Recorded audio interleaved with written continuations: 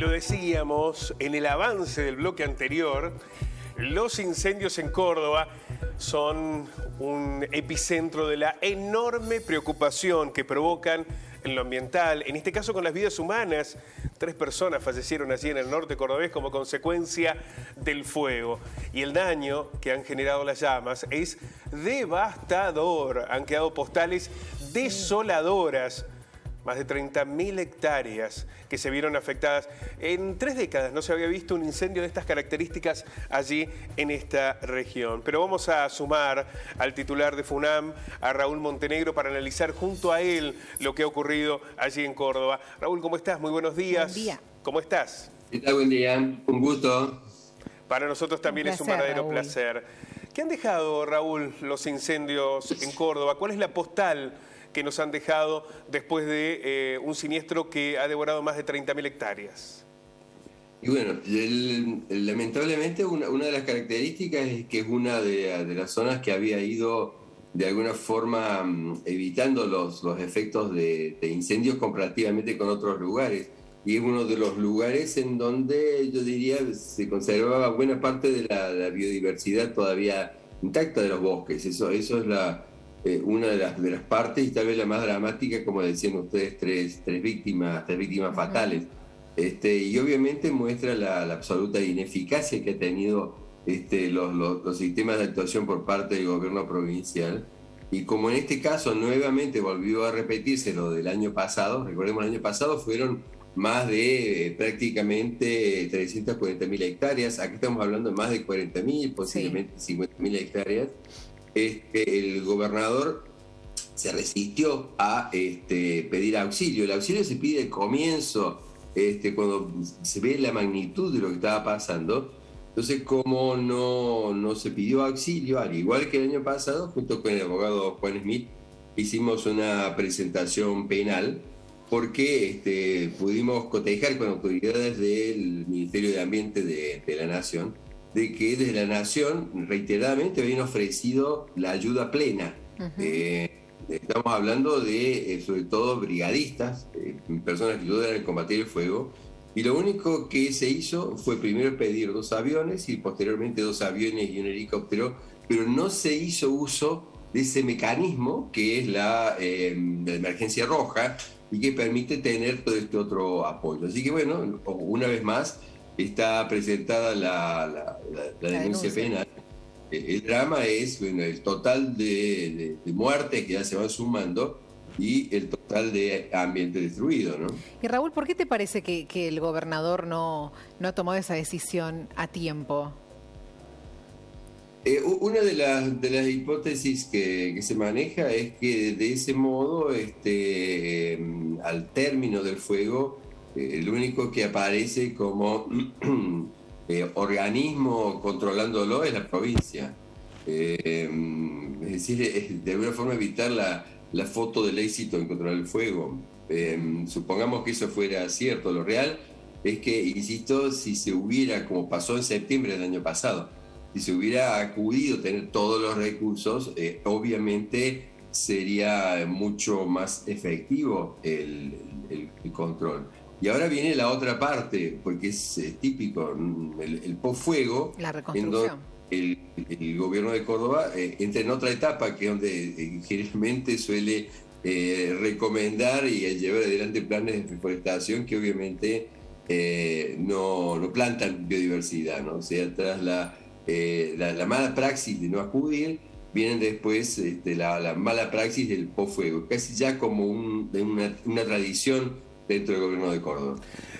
Raúl, hay normativas que han ido cambiando a lo largo de los últimos años, algunas provinciales, otras nacionales, que parecen en algún punto confluir y que presuntamente deberían dar un resguardo normativo y legal, no solamente para evitar este tipo de catástrofes ambientales, sino para asegurar que esto después no se convierta en una oportunidad inmobiliaria que no sea aprovechada por algunos vivos y que termine siendo un condicionante aún mayor al daño ya provocado.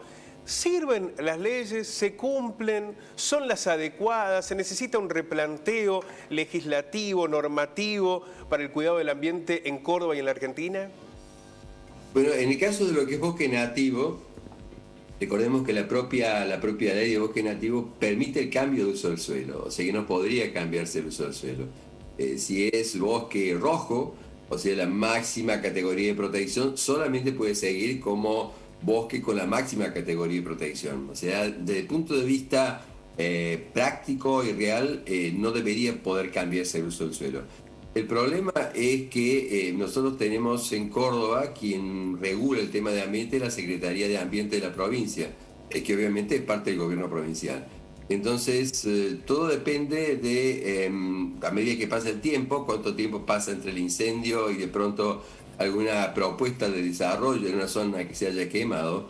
Va a depender mucho de esa información y que se cumpla la ley en ese momento para que realmente se permita lo que en realidad debería hacerse. Es decir, primero, no debería haber una sola hectárea más de desmonte en la provincia. Eso es lo primero. Y la otra es que debería haber algo que obviamente el gobernador no tiene la más mínima idea de cómo funciona el ambiente.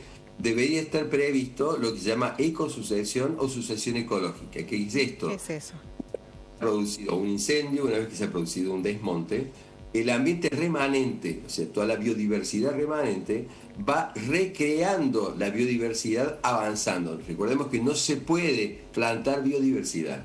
Entonces, esto sí debería estar planteado en normativa que en este momento no existe y deberíamos tener un mapa de biodiversidad, no solamente de bosques. Esta parte obviamente no está y la impericia que demostró el gobierno provincial termina colocándonos otra vez ante una situación muy, muy dramática, porque solamente entre el 2020 y 2021 estamos hablando de más de 400.000 hectáreas. Muchísimo. Y estamos hablando de lugares en donde no solamente se fabrica el agua, o sea, las cuencas hídricas, sino que estamos también hablando de sitios en donde se fabrica el suelo. O sea, primero, aplicar las normas a rajatabla, pase el tiempo que pase.